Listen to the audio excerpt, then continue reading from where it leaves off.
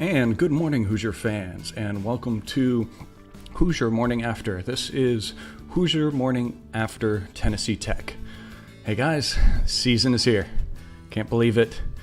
It's amazing to realize that we're finally there.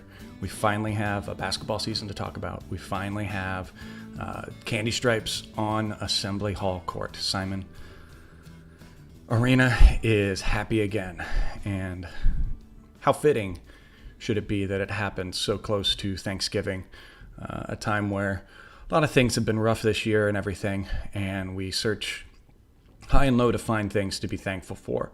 And at least we can be thankful that IU sports are doing well overall, and that Hoosier basketball players that we know and love are back on the court and back in action. So Hoosiers last night go on to beat Tennessee Tech 89-59, a game that obviously had no worries going into it, didn't have its lack of drama that we've been dealing with going into everything that you've found this year with COVID and everything like that. Tennessee Tech's coach coming down with COVID and couldn't travel, and then a few of their key players as well. Kind of made me nervous. I know it might have made you nervous as well, that would even be able to have this game, if this game was even going to happen. So it's exciting to see things finally get there and see them out there. It was odd to see the arena empty. Strange to not hear the band cheering up. A few fans there, a few family members and support staff able to be there, so that was good. At least those family members aren't, especially of the freshmen, aren't robbed of that experience to see their team there, and they were distanced well, so that was very, very good to see. Heard them cheer. They were cheering the best they could. I was just happy that we didn't pump in extra cheering noise, extra audience noise. That always gets a little annoying on my end. Happy to see that they chose to go the route that they did. Overall good coverage, and exciting to continue to watch games in this format for as long as we have to, and as long as we deal with everything. So getting into the game, obviously, not the greatest start, not what you want to see from the guys off the get-go. A little rusty. Obviously, they haven't seen much action. I think I even saw the report say that coach, they had only gotten about 28 to 29 practices in with the guys so far, full-on basketball practice. Obviously, they've been there training and doing their conditioning and stuff, but actually official practices, they've only gotten in about 28 or so. So they're going to be rusty. Things are going to be a little tough to see out there, and things are going to get figured out in these. In this, usually you have a couple games to get that figured out. This year, we just have this one, and then we go on next week to the Maui Invitational in Asheville to play some more competition, and we'll learn a lot more trial by fire from these guys playing who we play there.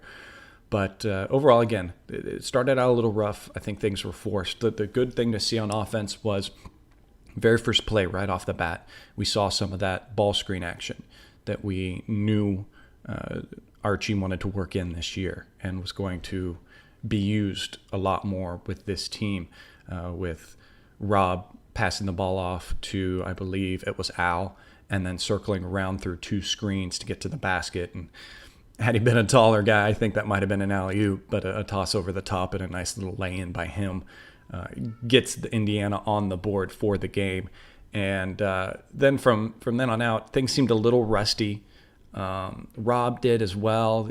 They were forcing the balls in the half court. At least Trace Jackson-Davis was getting to the line. They were putting a lot of pressure on him. And we kind of started to settle in, and after the first time out of 9 trips, we made 5 baskets. So that's good. That's a decent amount of efficiency to see.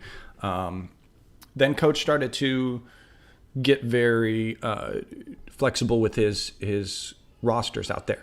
You got to see a lot of different guys playing. You got to see a lot of different guys get playing time. Lots of different roster makeups. I don't even know how many different ones we saw completely.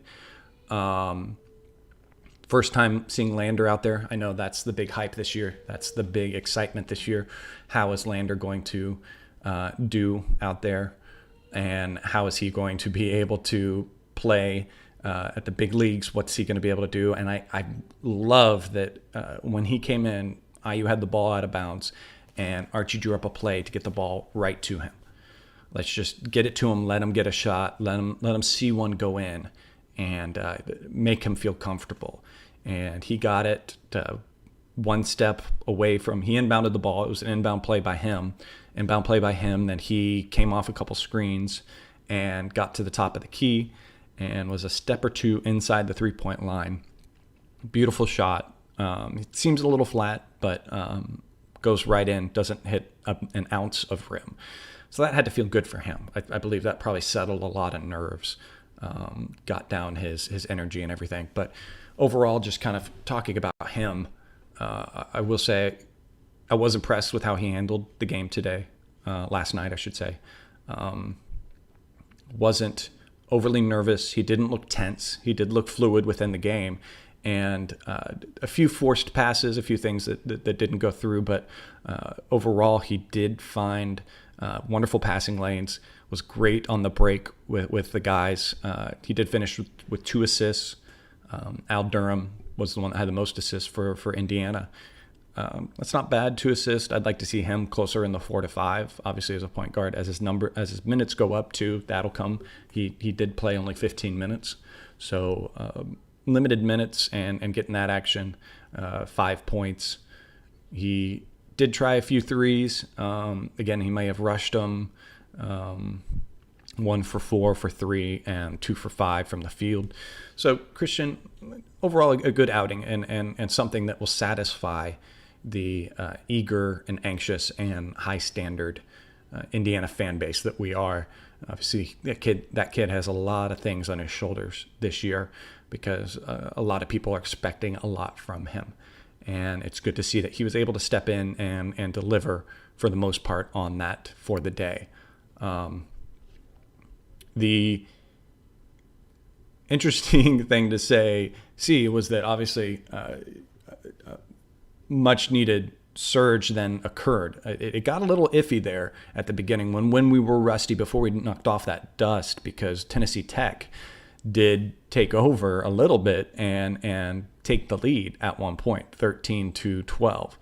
And then it was a good surge from the freshmen that came in of energy and just passing the ball. They weren't dribbling as much, and brought it back up, got a few stops, and got it up to 13-19 at the 12-minute timeout.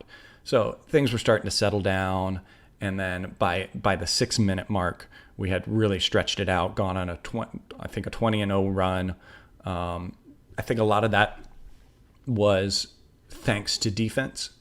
Defense was pretty good overall. Again, there's going to be mistakes here and there. First game of the season, I'm willing to overlook a lot of that. I don't know how you are, if you're able to see past a lot of those things. But for me, I can look past a lot of that stuff because this is the first time playing against someone else, different lineups that may not be used to each other, putting it into practice, what you've practiced, you're putting it into use and everything. So little miscommunications here and there, those things will clear up. Miscommunications, I don't mind. Those can be pointed out. They can watch film. Guys will watch a lot of film on this game, and they'll see where they made mistakes and they got lost, and they will find the proper way to get things back. But overall, I did like a lot of the things I saw on defense. A lot of guys helping, switching when they needed to, dealing with the screens in a good way. And even more, what I liked was a lot of the digs I saw. Guys helping and digging in. There was one play where either Race or Trace had their man on the block, and one of the wing players dug in and disrupted that Tennessee Tech player from getting into rhythm and going up with a shot. And so from that, they forced a shot, and it didn't go in. We get the rebound, and we're going back the other way. That's fantastic. That's what you want to see on defense and everything. And segue perfectly into who a lot of people are talking about, and which is Trey Galloway. Trey Galloway had the play of the game for me was near the end of the second half. Anthony Leal, no, I think it was Christian Lander had his man, and his man kind of made a little bit of a slow fast move on him and was starting to get by him and drive. And this was towards the left side of the key. And then to see Trey go over and help, kind of dug a little bit, got a little bit of piece of the ball, which caused the Tennessee Tech player, to kind of fumble the ball up in the air. Forgot who it was there that was in the lane, but someone was able to corral that a little bit. And you saw Trey, after he kind of knocked it a little bit, kind of hesitated but started to take off down the court. And then once he saw that we had possession, he just took off. And the guys found him for that outlet pass, and he got one of his many great breakaway scores of the game. He is going to be someone so exciting and so special. I was getting very nervous going into this season because you were hearing a lot of chatter on Twitter, a lot of different guys saying this guy's going to be great, hearing a lot of good things, seeing a lot of good things right now in the practices with him, seeing good things happening with him overall, liking his hustle and everything. And I mean, you're going to see that talk always happen, but until you see it, you don't believe it. I always hesitate. I always hold back from believing that completely. And my gosh, he delivered. I mean, he was everything I could hope for. And I have been, if you've listened to this show at all last year, you heard me preach time and time again that I wanted that bulldog player. IU needed that bulldog player, that guy that was going to fight for rebounds, the guy that was on the floor, the guys that other teams hate. I want a wanted poster. I want a player on IU every year that has a wanted poster up at Purdue, and every player hates them. The dive bar up at Purdue has his face on the dartboard that they throw darts at. I want that player. We need to have that kind of guy every year that just irks other teams to all end. And I think Trey is going to be that player for IU. He definitely has. He has the effort. He has the grit. He has the intelligence. You hear a lot of people say he's the typical coach's son. Whatever weight you want to put to that kind of compliment or that saying, he's there. He's that. And I hope he can keep it up. I hope he can stay off injury as well, knock on wood, because when you're aggressive like that and you're fighting, things can happen. But man, he is special. Getting out on the break, missed, I think, the 1-3 he took. Let me see, looking at he took 2 threes, missed both of those. That's all right. He's been okay in the past, 3 points. So hopefully he can spin that around. And get a little bit better at that. But 6 for 9 from the field, finished with 19 minutes with 13 points. That was second for our team as far as points. So, I mean, can't say enough. Can't say enough that I'm happy. I'm so I'm happy and excited to have that player finally on this roster. And he is a player that hopefully he's not getting too good too quick and we lose him in 2 or 3 years. Hopefully we get a full 4 out of him. From what I'm seeing now and jumping too much conclusions, I hope we at least get 3 out of him. But he's a very special player and someone that's going to be good for us moving forward overall. And I mean, especially even talking about that moving forward, Richie commented on on Twitter. Richie posed the question, what was your take on the 4 freshmen in the game with Trace in the first half? I liked it. I thought it was cool. As an Indiana guy myself, lived in Indiana for many years, it was kind of cool to see all Indiana guys, except for Jordan, but out there together. 3 of them obviously have played many AAU games together, and they have that camaraderie and that knowledge of each other and where they're going to be. And I saw some of the best ball movement during that time too. There were a few times down the court that in the half-court offense, I didn't see but maybe 4 dribbles the whole entire possession, but nearly every player touched the ball. The ball moved around fast. It moved quick. They found the open guys. The passing lanes were open. The spacing was great. We got away from that. I want to see more of that. But there wasn't a lull. I mean, if you go to, obviously except for Kentucky and Duke, the players that always rotating in one and dones, but if you go to a lot of other colleges and you're going to put in your star player with 4 freshmen around him, it's going to be trouble. And you're going to think that what happened in that play was that your star player took all the shots and did everything, your returner. And that wasn't the case. Everyone was handling the ball. Ball was moving around. I don't have exact stats to say who made all the points during that, but it was good play overall from all the players. Everyone moved the ball and they got out in the open break. So yeah, I mean, I liked the rosters. I liked what we had. Things were pretty good. It was great again to end the first half of the game with us going on a 20-0 run at one point, because that is a scary word, runs, for IU. Last year, that was something that we had a lot of troubles with, scoring droughts, little droughts where we didn't score, things didn't hit well, and that kind of leads well to the second half, because we did have a little bit of a drought going on there. We had 6 minutes where we didn't have a field goal, leading up to from about the 15-minute mark to about the 9-minute mark.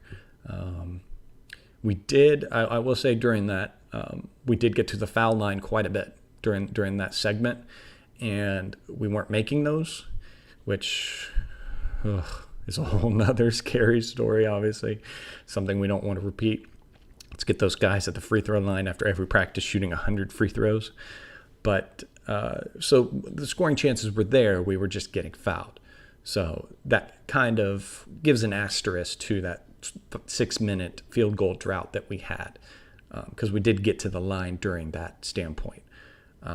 But after that sloppy stretch, the good thing to see was that Al Durham, our senior, our captain, one of the major leaders of this team, stepped up and on 2 possessions then scored a 3 on one of them. Beautiful shot, nothing but net. And then on the next one, found his lane and went coast to coast. What Al is good at doing, turning on those afterburners, finding that lane and taking off. It was good to see him get to the basket like that. Would have wanted to see more of it. I don't think he got to do that move as much as we would normally see him. He ended with 9 points, 4 for 9 shooting, 1 for 5 from 3. So that 1-3 there at a crucial point was the only one that he made. He finished with 28 minutes, so he had the second most minutes of anyone, which I'm happy with. He needs to be that calming factor. He needs to be that guy that comes out and does that for us. Trace, obviously, with 30, with the most minutes of any of the IU players. So let me shift to those negatives that we saw. So the negatives that you would want to say that happened was 3-point shooting, a little nerve-wracking. We went 5 for 19, which is 26%. Not very good. We were 3 for 9 in the first and 2 for 10 in the second half. They were open looks.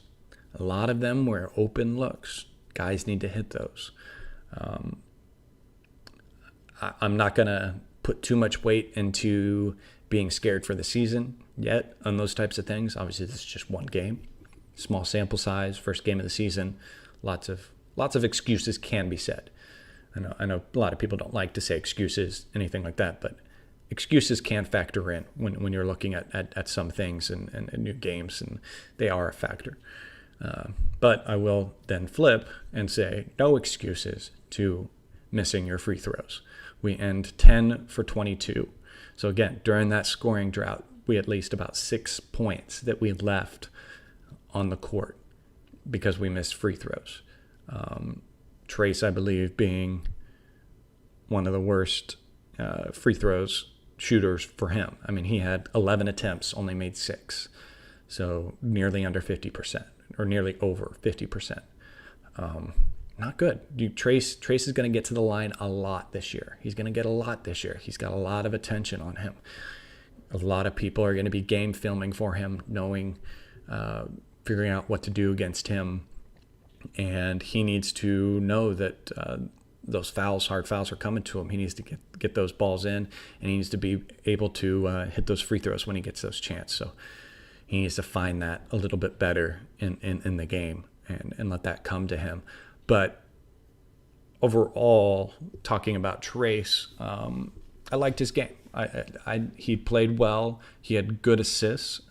He ended with 3 assists. So he passed out when he needed to and found the open guys, which they were, because, again, guys are going to collapse on him this year.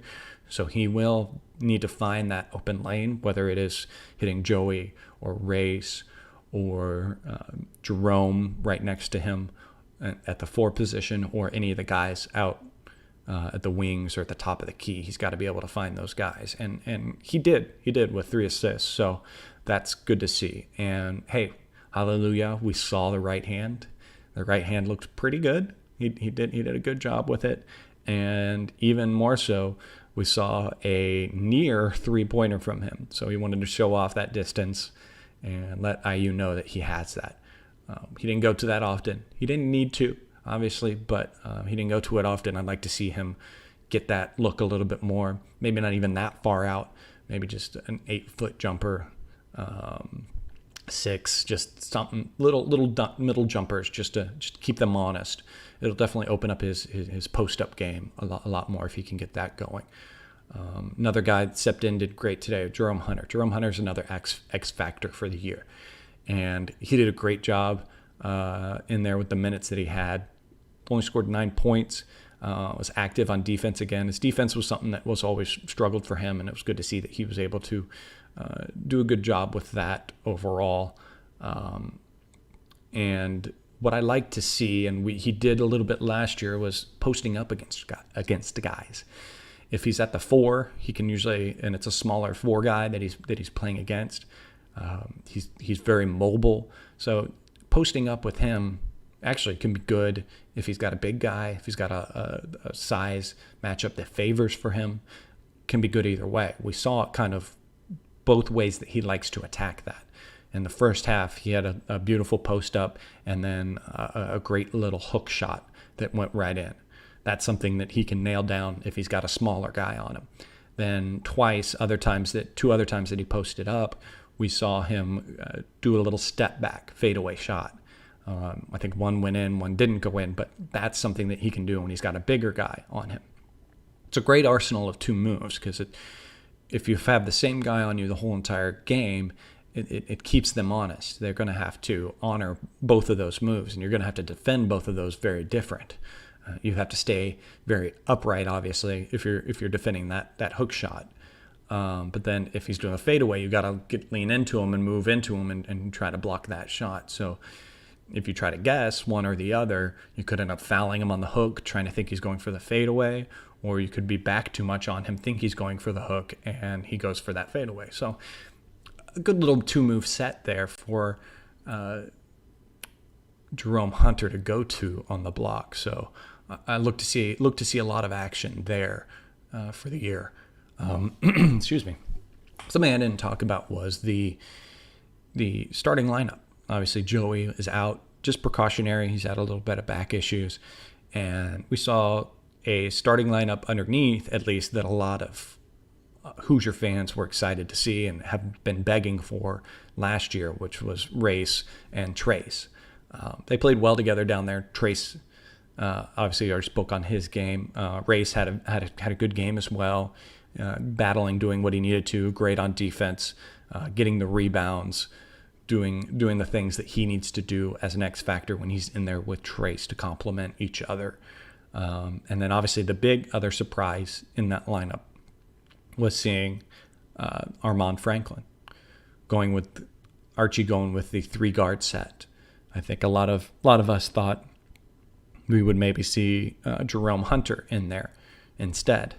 I think normally maybe we might. I think that might have been a byproduct of having Joey out. I think if Joey is in, then you would see more Jerome Hunter getting the chance to maybe, if we want to play big, play at the 3.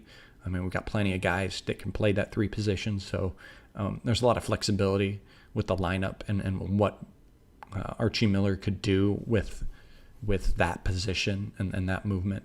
I think it lends better to be small, to stay small with that, and just keep it with keep Jerome underneath at the 4. He kind of, like I spoke before, can do a lot better with that, and then get his 3-point shot going and bring his guy out. Just makes room for Trace, just makes everyone better. There's a lot of great things about this team that one guy's play complements and helps another. And the great thing to see on this team last night was that they were selfless in helping each other. They were selfless in giving up the plays. We saw that with Jordan Geronimo when he had a chance on a fast break. He was running towards the basket, and Trey Galloway had the ball, and he made the unselfish play to just clear the lane and hold back his man, box him out, and give Trey a clear path to the basket. So that was great to see that the guys helped each other, were playing for each other, and it just looks like overall a more together team. The culture is there. I think the guys fighting. It's exciting. It's going to be a great year, an exciting year for Hoosiers to watch, and one that I look forward to. Obviously, next game that we're looking to, guys, is going to be it's November the 30th. It's a Monday, this coming Monday. It's that Asheville Invitational, Maui Invitational, whatever you want to call it, against Providence. Providence, a decent team, so it's going to be an uptick in talent that we're playing against. Great to see. Then we obviously have Florida State after that, and then TBD. We'll see who we have in the third game, Texas or Davidson, and then on the 1st, and then that Wednesday, the 2nd, it'll be TBD. Whoever, if we're in the semis or if we're in the finals. Hopefully, we get into the finals and we're playing North Carolina, which would be great to see. So yeah, I think that's all I'm going to do for today. Thanks for tuning in, watching today. Please remember to like and subscribe to this YouTube channel. That way you'll get alerts when I go live for the show. And if you missed the live show, you can always watch the replay on YouTube or listen wherever you get your podcasts. I'll try to get those up by the end of the day. Follow me on Twitter at General Chadwick, where you can find announcements about the show and ask questions. And special thanks to my fellow Bloomington South grad and old neighbor Bob Thompson for producing the music you're hearing on the show. I'll see you next time after the game. Until then, have a wonderful day and go Hoosiers.